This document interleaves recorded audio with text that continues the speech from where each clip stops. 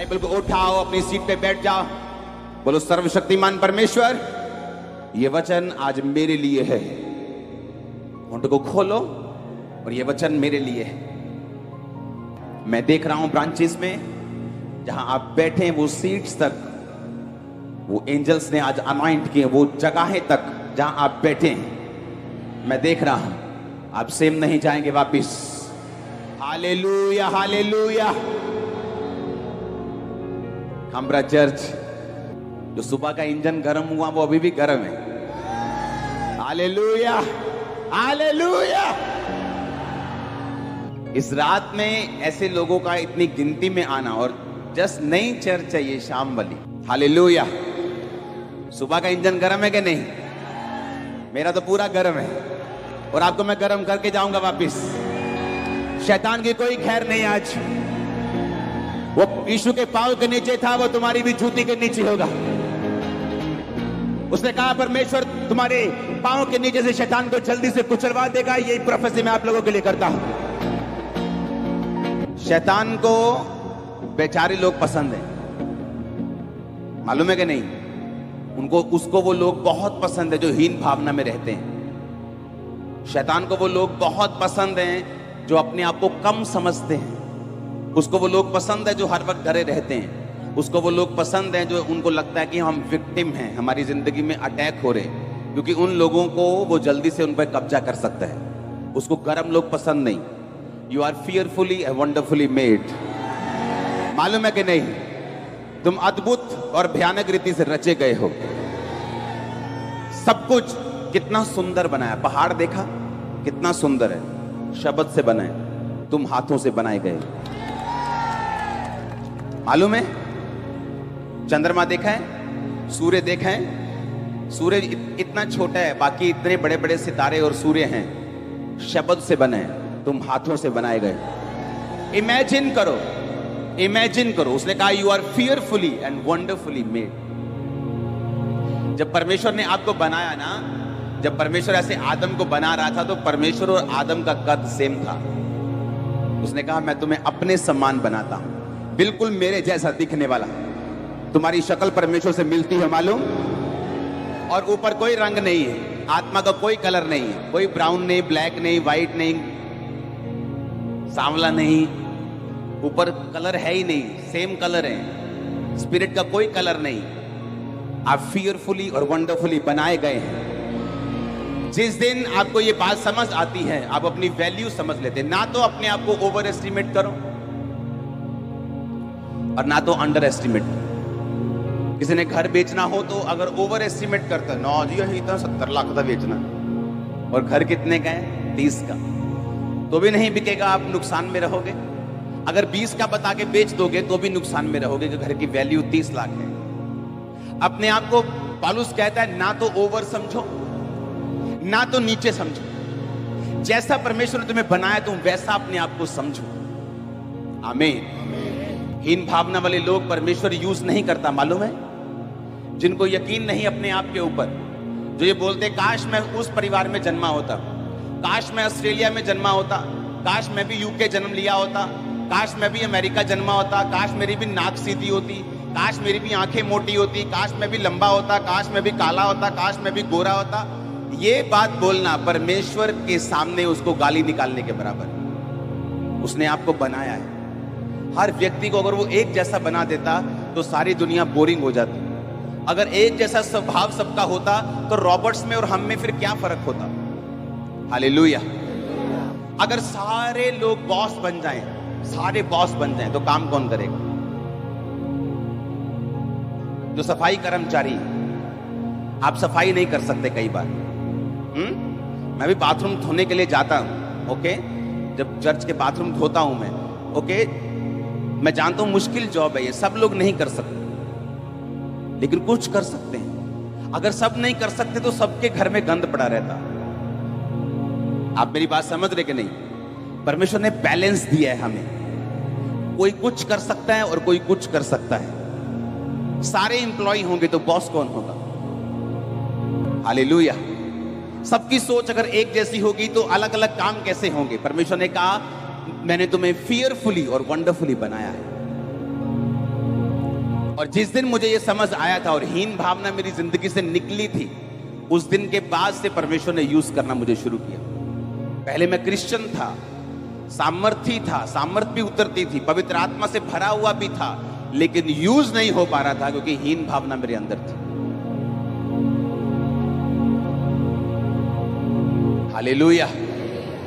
उसने आपको जहां भी भेजा है, जहां भी बनाया है, उसका एक मकसद है। परमेश्वर चाहता है वहां से उठें, वहां से परमेश्वर की योजना को समझें, उस जगह से उठकर परमेश्वर के प्लान को समझकर उसके सामने अपने आप को समर्पित करके परमेश्वर के रास्तों को चुनकर उसके सामने प्रार्थना करके लाइफ को डिसिप्लिन से जी के, जो परमेश्वर के हार्ट में है, आपके फोटो जैसा वो आपको बनते हुए देखना चाहता वैसा बन सके। आमीन। और हर व्यक्ति ऐसा नहीं कर सकता। दूसरा तीमुथियुस 2 उसकी 20 से 25 आयत, उसमें लिखा है, बड़े घर में ना केवल सोने और चांदी के पर काठ मिट्टी के बर्तन भी होते हैं, कोई कोई आदर और कोई कोई निरादर के लिए। यदि कोई अपने आप को इनसे शुद्ध करेगा तो आदर का बर्तन और पवित्र ठहरेगा और अपने स्वामी के काम आएगा और हर एक भले काम के लिए तैयार होगा।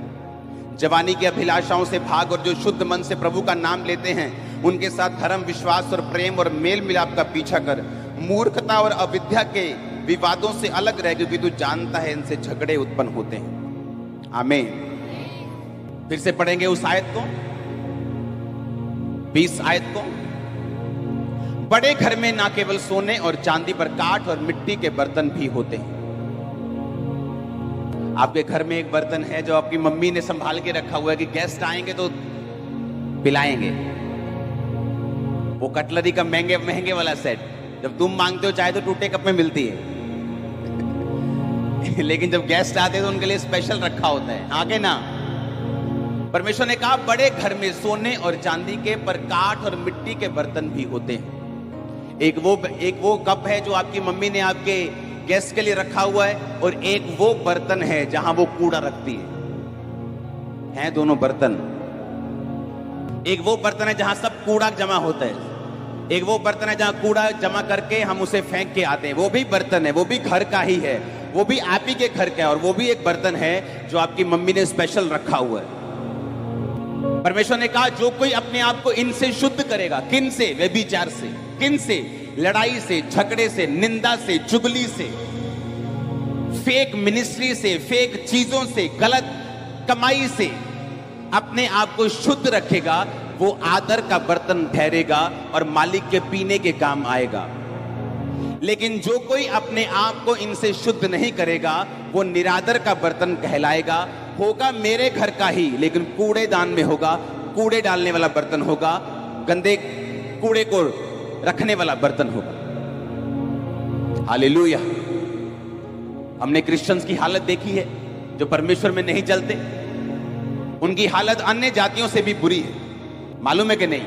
अन्य जातियों से भी बुरी हालत है उनकी, क्योंकि परमेश्वर ने कहा अगर आप अपने आप को शुद्ध नहीं करेंगे तो निरादर के बर्तन ठहरेंगे।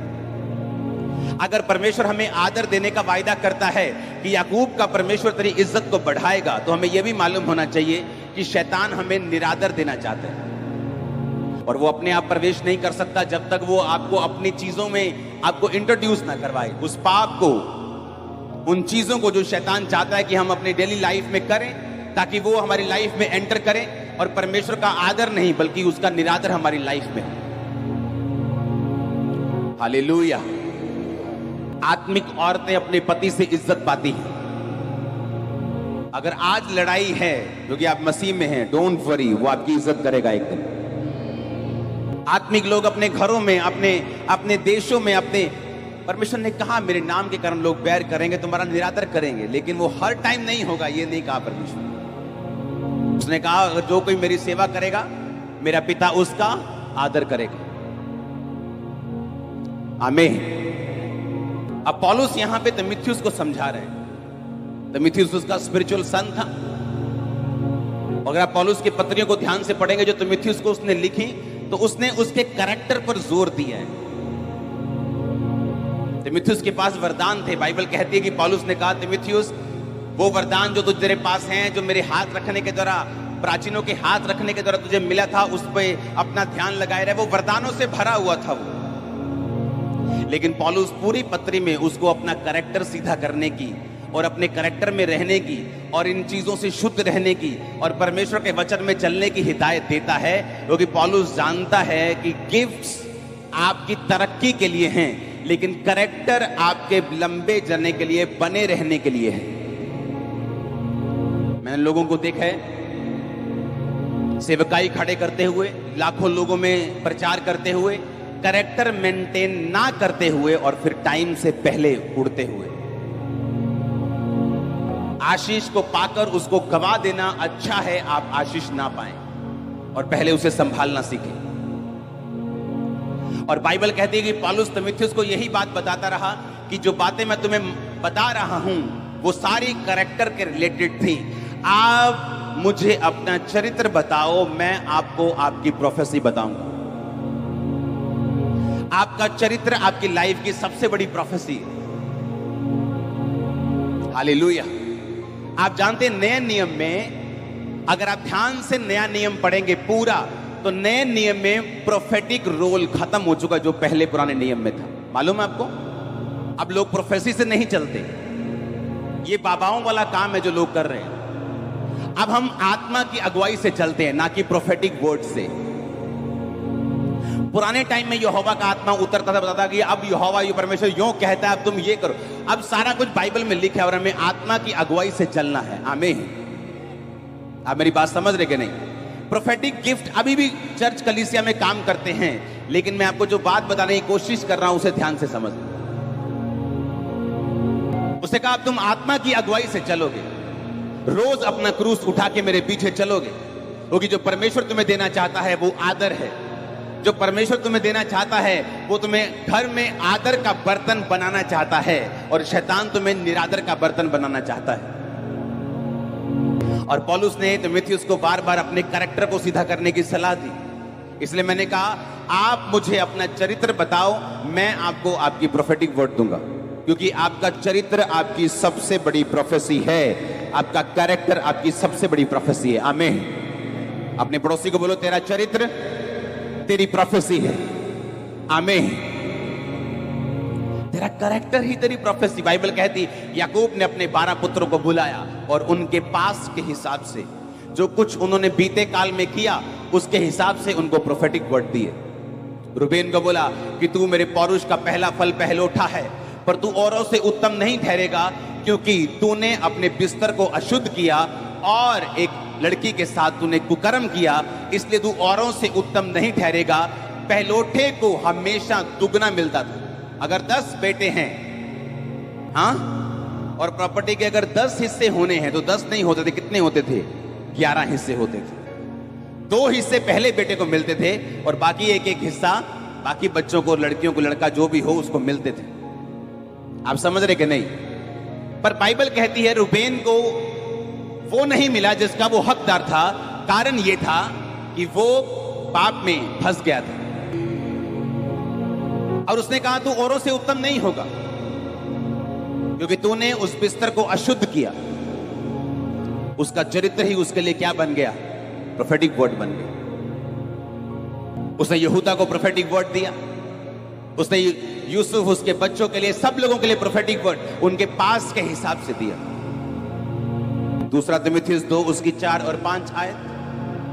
जब कोई योद्धा लड़ाई पर जाता है इसलिए कि अपने भर्ती करने वाले को प्रसन्न करे, अपने आप को संसार के कामों में नहीं फंसाता।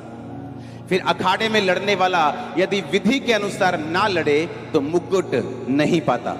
दूसरा तीमुथियुस 4 उसकी 7 आयत। मैं अच्छी कुश्ती लड़ चुका हूं, मैंने अपनी दौड़ पूरी कर ली है, मैंने विश्वास की रखवाली की है। पौलुस कह रहा है कि जब कोई योद्धा लड़ाई पर जाता है तो अपने भर्ती करने वाले को प्रसन्न करे, इसलिए अपने आप को संसार के कामों में नहीं फंसाता। फिर अखाड़े में लड़ने वाला यदि विधि के अनुसार ना लड़े तो मुकुट नहीं पाता। आमीन।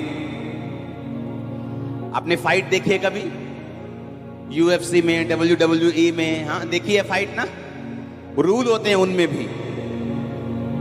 चाहे तुम हार रहे हो, चाहे तुम्हारे मुंह पे मुक्का पड़ा हो, चाहे तुम दर्द से करा रहे हो, लेकिन फिर भी तुम रूल तोड़कर फाइट नहीं जीत सकते। मालूम है कि नहीं? उसने कहा अखाड़े में लड़ने वाला यदि विधि के अनुसार ना लड़े तो मुकुट नहीं पाता। और परमेश्वर ने कहा तुम भी किस में हो? एक लड़ाई में हो। आमीन। तुम किस में हो? तुम तो लड़ाई में हो। अगर उसने कहा तुम लड़ाई में हो, तो लड़ाई में लड़ने वाला अगर नियम के अनुसार ना लड़े तो मुकुट नहीं पाता। बाइबल बताती है आपकी जो परीक्षाएं हैं एक्चुअल में वो आपकी उपजाऊ मिट्टी है जहां पर आप ग्रो करेंगे। आप समझ रहे बात को?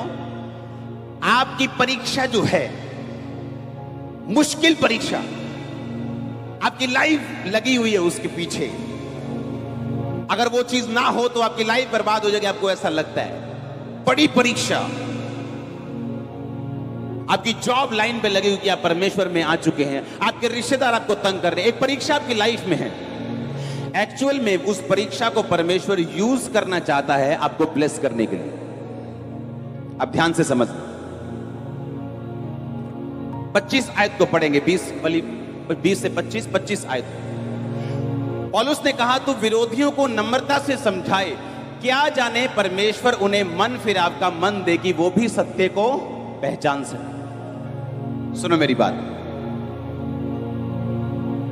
विरोधियों को कैसे समझाना है? नम्रता से, के डंडे से, कि मेरे पास भी लाखों लोग हैं, कि इससे, कि धमकी से। सुनो मेरी बात,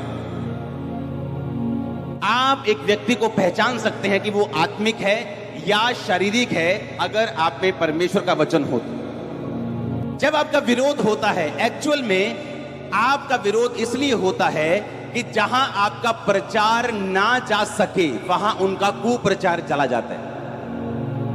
और एंड में सब कुछ भला ही होता है, क्योंकि या ऐसे सुनते वो यीशु मसीह के बारे ही। आप मेरी बात समझ रहे कि नहीं? अब हुआ क्या, अगर मैं स्पिरिचुअल हूं, अगर मुझे मालूम है कि ये विरोध है, तो मुझे ये मालूम होना चाहिए कि ये मेरी बरकत के लिए और मेरी ब्लेसिंग के लिए है। और पौलुस ने कहा अपने विरोधियों को नम्रता से समझाना, उनको इंटरनेट पे आके धमकियां मत देना कि मैं तेरा बाप हूं, मैं तेरा नाना हूं, मैं तेरा दादा। इससे से आप पहचान जाते हैं कि ये व्यक्ति आत्मिक है कि नहीं, कि ढोंग कर रहा है आत्मिक होने। आप समझ रहे मेरी बात के नहीं? उसने कहा विरोधियों को कैसे समझाना? नम्रता से, क्या जाने परमेश्वर उन्हें मन फिराव का मन दे। सुनो मेरी बात, अब जो विरोधी हैं, जो आपका विरोध है, जो शैतान आपके पीछे लगा है या लोग आपके पीछे लगे, वो आपके लिए उपजाऊ मिट्टी के समान है। पर जहां पर आपने वचन तोड़ दिया और आप भी विरोध में लग गए, वो मिट्टी नहीं फिर रह गई, उसमें आपने मिलावट कर दी। फिर वो आपने जो किया ना, वो आपको ऊंचा नहीं करेगा, नीचा कर देगा, आपकी वैल्यू को डाउन कर देगा, आपके सिस्टम को डाउन कर देगा, आपकी महिमा नहीं होगी, क्योंकि आपने वर्ड जो है वो तोड़ दिया। इसलिए मैं कहता हूं गिफ्ट जरूरी है, पर अगर वचन ना हुआ तो मरोगे। तो सुबह की मीटिंग में लोग थे यहां पे, बंद करनी पड़ी टेस्टिमनीज। इतनी लाइन में लंगड़े, अंधे, गूंगे, क्या मेरे को याद तक नहीं, सच बता रहा हूं। आप मेरी बात समझ रहे कि नहीं? लेकिन अगर वचन नहीं होगा तो जब परीक्षाएं आएंगी आपको यह मालूम नहीं होगा कि मुझे रिएक्ट कैसे करना है, मुझे इस पे क्या रिएक्ट करना चाहिए। और रॉन्ग रिएक्शन आपको उल्टा पड़ सकता है, क्योंकि जहां आप परमेश्वर का वचन तोड़ देंगे वहां परमेश्वर आपके साथ फिर नहीं होगा। और वो परीक्षा फिर आपको ऊपर नहीं लेके जाएगी, कहां लेके जाएगी? नीचे। वो आपकी महिमा नहीं करेगी, आपकी बेइज्जती करेगी। आपकी ग्लोरी नहीं होगी, बल्कि आपकी बेइज्जती होगी, क्योंकि आप भी उनके जैसे रिएक्ट कर रहे हैं। आपने भी दांत के बदले दांत कर दिए। उसने कहा अपने विरोधियों को नम्रता से समझाए, क्या जाने परमेश्वर उन्हें भी मन फिराव का मन दे दे। इमेजिन करो, ये वचन परमेश्वर ने, पौलुस ने तीमुथियुस को कहा था। इसका मतलब एक एक वचन जो परमेश्वर आपसे कहता है वो कितना जरूरी है बाइबल में। आमीन। चाहे वो प्रेयर करने का हो, वो डिसिप्लिन में रहने का हो, वो फास्टिंग करने का हो, वो बोने का हो, वो सेवा करने का हो, एक एक वचन के पीछे आपकी जबरदस्त ग्रोथ छुपी हुई, मैं आपको बता रहा हूं। एक वर्ड के पीछे, आप समझ रहे कि नहीं? एक वचन के पीछे आपकी ग्रोथ छुपी है। अगर आप समझ जाएं कि इस वचन को परमेश्वर मुझे पूरा करने के लिए क्यों कह रहा है, हाथों को उठा के हालेलुया बोलो जोर से, फिर से बोलो 7 बार 3 बार जोर से हालेलुया।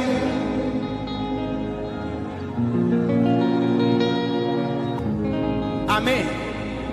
अपने पड़ोसी को बोलो, अखाड़े में लड़ने वाला नियम के अनुसार अगर ना लड़े तो मुकुट नहीं पाता। आमीन। हमारे युद्ध में भी हमारे लिए एक नियम ठहराए गए हैं। ये नियम है विरोधियों के लिए। आपने इसे तोड़ दिया, आप लड़े भी, अखाड़े में गए भी तो भी हार गए, क्योंकि आपने विधि के अनुसार नहीं लड़ा। अपने पड़ोसी को बोलो, तेरा युद्ध आत्मिक है, तेरा युद्ध इंसानों से नहीं, किसी धर्म से नहीं, किसी समाज से नहीं, तेरा युद्ध शैतान के साथ है, आत्मिक शक्तियों के साथ है। अपने सिर पे हाथ रख लो, आज फायर कैच करो लड़ने के लिए और जीतने के लिए। फायर कैच करो अपने परिवार के लिए, फायर कैच करो फाइनेंस में बढ़ने के लिए, फायर कैच करो परीक्षाओं से बाहर आने के लिए, फायर कैच करो यीशु मसीह के नाम में बड़े काम करने के लिए, फायर कैच करो शर्मिंदगी को हटाने के लिए। आमीन हो चाहिए बरकत तुम्हारी है चर्च। Hallelujah, hallelujah. यही परमेश्वर चाहता है। उसने आपको वर्ड दिया, उसने आपको अखाड़ा दिया लड़ने के लिए और जीतने के लिए। जब अखाड़े में कोई जीतता है तो फिर क्या होता है? क्या होता है? बेल्ट आती है कि नहीं? हाँ, वो शील्ड आती है, किसी प्रोग्राम में बेल्ट आती है, किसी प्रोग्राम में हाँ तमगा आता है, मेडल आता है, किसी में कुछ आता है। वो मेडल के लिए तैयार हो जाओ। बहुत से लोग लड़ते हैं पर मेडल नहीं पाते, क्योंकि अखाड़े में लड़ने वाला, फिर से वो वचन पढ़ो, अखाड़े में लड़ने वाला अगर विधि के अनुसार ना लड़े तो मुकुट नहीं पाता।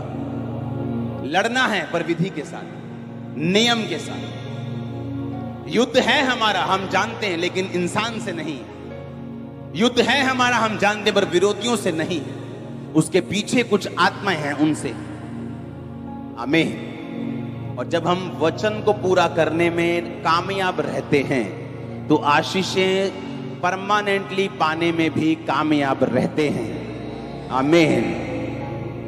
आप रेत के समान हैं। किसके समान है? अब्राहम को परमेश्वर ने कहा था, मैं तेरे वंश को रेत के समान कर दूंगा। हमको रेत बोला परमेश्वर ने। रेत क्या करती? बर्तन साफ करती, लेकिन खुद गंदी नहीं होती। हमको साफ करना है, खुद गंदे नहीं होना। आमीन। हमने नशे वालों को, हमने शराबियों को, हमने व्यभिचारियों को संगति नहीं करनी उनकी, उनको वचन देना है, उनको साफ करना है। ओ यार, आई तू पेप्सी पी ली यार, मेरे ना बैजा आज तू मैनू ना यीशु मसीह दी गल्लां दस्या कर रोज, ठीक है? मैं पैग ला लूं करूंगा, तू पेप्सी पी लिया करी। 7 दिन के बाद तुम पैग लगाओगे और वह पेप्सी पी रहा हो। यीशु मसीह ने कहा, तुम शैतान के पास मत जाना, लेकिन अगर वो तुम्हारे पास आया मैं तुम्हें बचा लूंगा। हाँ, तो सीना रोज आया करो, मैंने वचन देना। 7 दिन तो तुम वचन दोगे, पर 8वें दिन वचन नहीं दोगे। हालेलुया। तुम फंस जाओगे। परमेश्वर ने कहा, तुम शैतान के पास मत जाओ, लेकिन अगर वो तुम्हारे पास तुम्हारी परीक्षा के लिए आए मैं तुम्हें सेव कर लूंगा। हमें संगति नहीं करनी लोगों की, पर उन्हें वचन देना है। उतना समय बिताना है जितना हमारे लिए अच्छा है और उनके लिए भी अच्छा है। उतना ही समय बिताना है जिससे वो सुधर सके और हम बिगड़ ना सकें। अपने आप को मजबूत मत समझो इस विषय में। बाइबल कहती है, व्यभिचार से भागो। उसने ये नहीं कहा तुम बड़े स्ट्रांग हो, ऐसे खड़े रहना सामने, क्या चक्कर है बताओ तू। उसने कहा, अगर तुम्हें यहां लगता है कि व्यभिचार है, वहां से निकल लो, पतली गली से साइड पे निकल जाओ। उसका सामना मत करो, समझाने की कोशिश मत करो, उसको काउंसलिंग की जरूरत नहीं है तुम्हारी। वो रूप ना भी बचेगी ना, तुम कोई चिंता मत करो, कोई और बचा लेगा उसको। हाँ, कोई बचा लेगा उसको, चिंता मत करो। तुम्हारी नानी बचने वाली पड़ी है। हाँ हाँ भाई, कितने हैं तू? पापा जी मैं बस एक भैन नू छड्डन जा रहे हैं। तो भैन कितने साल दी? भैन 20 साल दी। अच्छा, चर्च में और भी बूढ़े लोग थे, तुम उनको तो छोड़ने घर नहीं जाते, लेकिन ये बहन जी तुम्हें कैसे मिल जाती हैं जवान वाली? व्यभिचार से भागना है, भागना है, भाग जाओ कहता। यूसुफ के जैसा स्ट्रांग आदमी नहीं था, पर लिखा बाइबल कहती जब उसको औरत ने पकड़ा, पोतीफर की पत्नी ने, तो वहां से वो भाग गया। अगर आपको अपनी डेस्टिनी बचानी है, जो बुलाहट, जो सुंदरता परमेश्वर ने आपके लिए रखी, अगर बचानी है उसको, भाग जाओ इन चीजों से। उसने कहा अखाड़े में लड़ोगे, विधि के अनुसार नहीं लड़ोगे तो मुकुट नहीं पाओगे। तुम अखाड़े में हो भी, तुम लड़ भी रहे हो, लेकिन फिर भी अगर मुकुट ना पाओगे तो इससे बुरी बात और क्या हो सकती कि मुक्के भी खाए, आंख भी सुजा ली, होंठ भी सुजा लिए, दांत भी निकलवा लिए, और फिर भी मुकुट नहीं मिला। यही हाल क्रिश्चियन लोगों का है। चर्च भी चले गए, टाइट भी दे दिया, प्रार्थना भी कर ली, गर्लफ्रेंड भी बना ली, मुक्के भी खा लिए शैतान से, और बना भी कुछ नहीं। आप सीरियस नहीं। गोलगप्पे भी खाई गए, गोलगप्पे वाली दवाई भी खाई गई। गले को अब मालूम नहीं कि दवाई की सुनूं कि गोलगप्पे की सुनूं,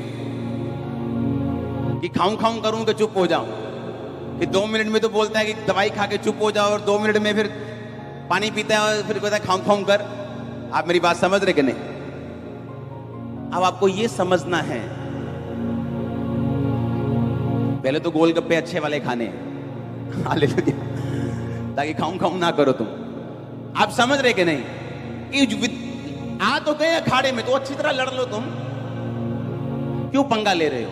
क्यों दो मने हो? क्यों दो चित्ते हो? क्यों एक तरफ नहीं लगते?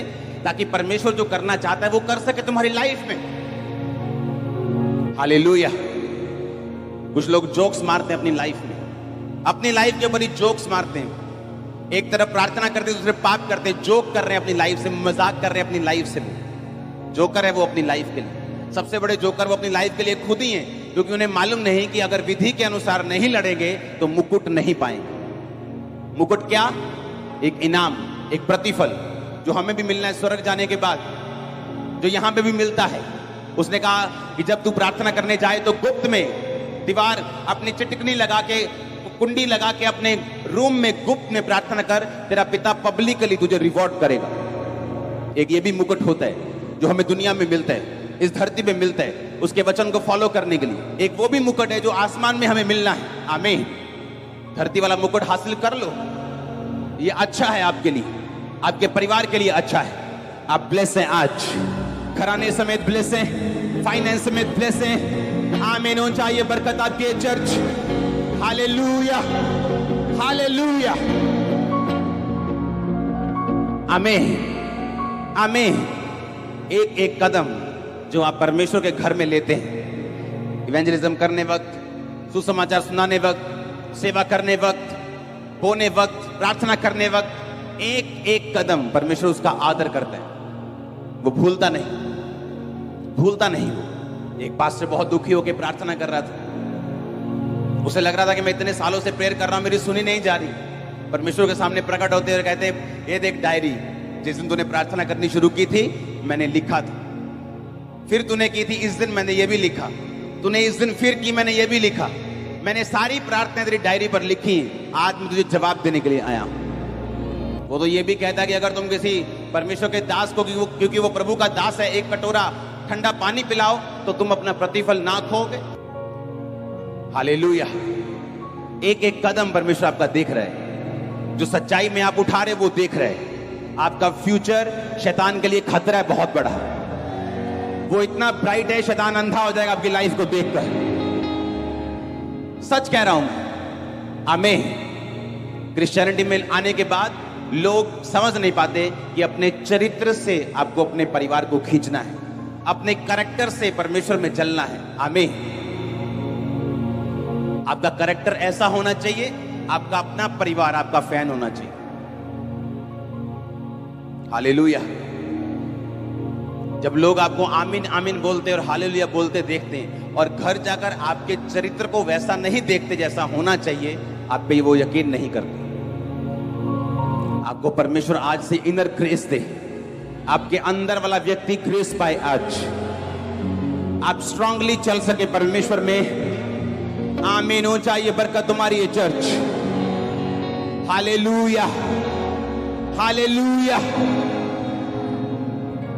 अपने पड़ोसी को बोलो, विधि के अनुसार लड़ना है, नियम के अनुसार लड़ना है और नियम के अनुसार जीतना है। आप जीतेंगे। शर्मिंदगियां जा रही हैं, शर्मिंदगियां जा रही हैं। आमीन ऊंचा ये जा रही, मैंने कहा एक्सपायर हो रही आज यीशु मसीह के नाम में। नई बिगनिंग में घोषणा करता हूं आपकी लाइफ के ऊपर, नई बिगनिंग घोषणा करता हूं आपकी सेवकाई के ऊपर। जो पास्टर्स यहां मौजूद हैं, फायर को कैच करो और नई सेवकाई के लिए, नई बिगनिंग के लिए तैयार हो जाओ यीशु मसीह के नाम में। नए फाइनेंशियल बरकत के लिए, नए बिजनेस के लिए, नई ताकत के लिए, नई बरकत के लिए परिवार में तैयार हो जाओ। आमीन हो चाहिए बरकत तुम्हारी। हालेलुया। विधि के अनुसार लड़ना है हमें। लड़ाई तो सब करते हैं लेकिन सब विधि के अनुसार नहीं लड़ते। भूल जाते कि हम मांस और लहू से युद्ध में नहीं, भूल जाते हैं। अपने हाथों को उठाओ। बाइबल कहती है जो कोई वचन को सुनकर उसे भूल जाता है वो उस व्यक्ति के समान है जो अपना आईना अपनी देखकर शक्ल को भूल जाता है। लेकिन जो व्यक्ति वचन को सुनकर उसे भूलता नहीं, उसके अनुसार चलता है, वो परमेश्वर के वचनों को पूरा होते हुए देखता है। अपने हाथों को उठा के एक वायदा करेंगे प्रभु के साथ कि परमेश्वर मैं तेरे वचन को पूरा करूं, विधि के अनुसार लड़ूं, अपनी जिंदगी में विधि के अनुसार लड़ते हुए, मांस और लहू से नहीं, शैतान से लड़ते हुए और शुद्धता के साथ लड़ते हुए मैं एक आदर का बर्तन ठहरूं। निरादर नहीं, निरादर का बर्तन नहीं, बल्कि आदर का बर्तन। मांगो ऊंची आवाज में। Thank you.